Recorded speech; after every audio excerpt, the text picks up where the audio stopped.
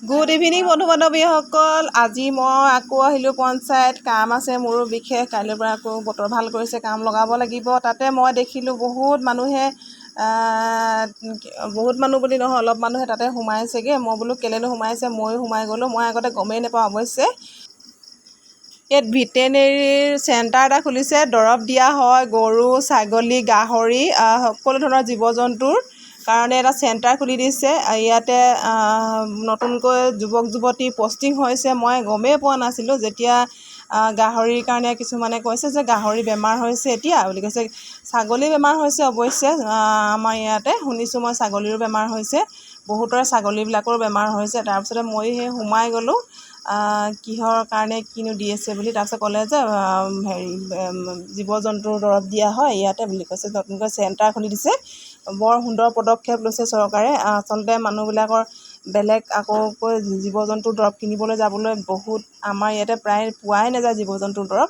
পঞ্চায়ততে এনেকুৱা এটা সুবিধা দিছে যে চৰকাৰে বহুত ভাল পদক্ষেপ লৈছে। এইটো অৱশ্যে গাহৰিৰ কাৰণে। ইয়াৰে বোলে অকণমানহে, পোৱালি ছাগলীৰ কাৰণে অকণমানহে খুৱাবলৈ কৈছে। এইটো পেলু দৰৱ হয়। গাহৰি হওক ছাগলী হওক অকণমানহে খুৱাবলৈ কৈছে।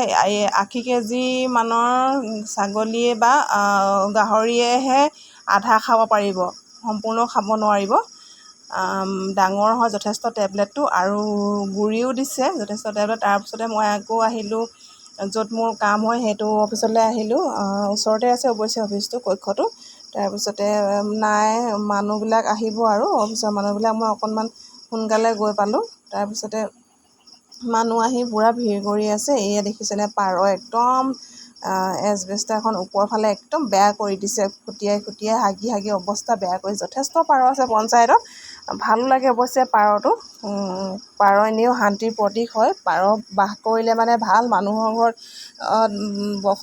মানুহৰ ঘৰত আহি যদি থাকিবলৈ লয় তেতিয়াও ভাল। তাৰপিছতে এইয়া মই কক্ষটো দেখাই দিলোঁ দেই। আমাৰ পঞ্চায়তৰ একদম পোনে আহিয়েই ৱালখনৰ দাঁতি গেটেদি সোমালে মানে এইটো কক্ষতে ভেটেনেৰীৰ সকলো ধৰণৰ দৰৱ পাতিয়ে পোৱা যায়।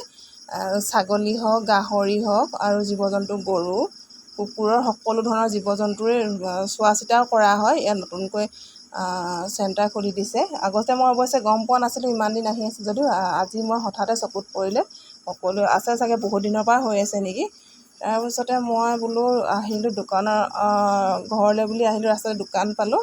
দোকানতে খুৰী এজনীয়ে মাছ বিক্ৰী কৰি আছে। তাৰপিছতে মই বোলো এই মাছ অকণমান লৈ যাওঁ। তাৰপিছতে আমাৰ এই চুমে সৰুজনীয়ে কি কৰিছে, মাছটো কিমান আছে কি আছে জুখি আছে হাতেৰেনো মাছটো জুখিব পাৰেনে বাৰু। তাৰপিছত তাইক বাকলি নলগা মাছ সুধিছোঁ, বাকলি লগা বাকলি নলগা তাই পাহৰিলেই। বাকলি নলগা মাছৰ নাম ক'বলৈ পাহৰিলেই। বাকলি থকা বাকলি নথকা মাছৰ নাম। আচলতে এইবিলাক প্ৰায় ঘৰত আলোচনা কৰি থাকিব লাগে। মাছ এটা আনিলেও সুধিব লাগে যে এইটো বাকলি থকা নে নথকা। তেনেকৈ সিহঁতৰ মনত ৰৈ যায় সৰু ল'ৰা ছোৱালীবিলাকৰ। তাইও পাহৰিছে, বহুত দিনেই হ'ল। তাই প্ৰথম শ্ৰেণীতে চাগে পঢ়িছিলে বাকলি থকা মাছ আৰু বাকলি নথকা মাছৰ বিষয়ে। এতিয়া পাহৰি গৈছে। তাইক মই সেই সুধি আছোঁ বাকলি নথকা মাছৰ নাম কোৱা বুলি। তাই দুটামান কৈছে, তাৰপিছত সেই পাহৰি গৈছে।